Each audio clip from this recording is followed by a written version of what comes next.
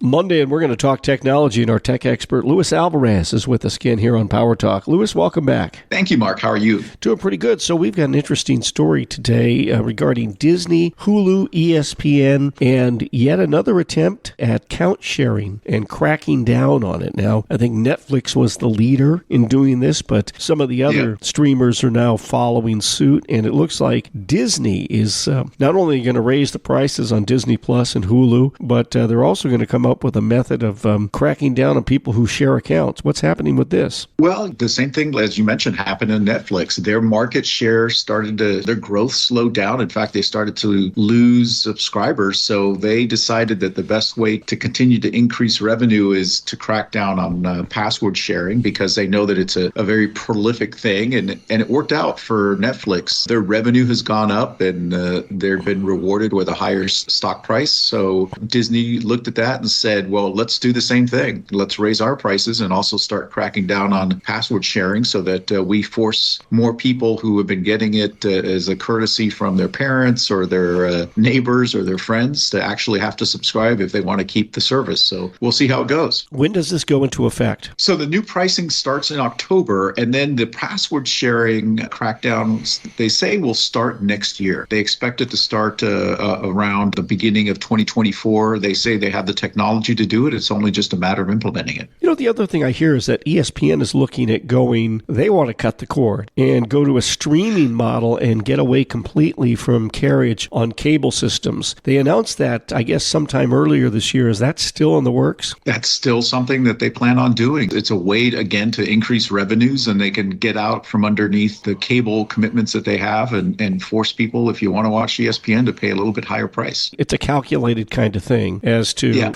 how many people are going to sign up for it, but I guess we'll see how it pans out, right? Exactly. All right. That's always a risk. Yep, that's right. Luis Alvarez, CEO of the Alvarez Technology Group, joining us on Power Talk online, alvareztg.com, at alvareztg. That's the Twitter handle. And Luis, the toll-free number for the I-Team. Give us a call at 866-78-I-Team. That's 866-784-8326.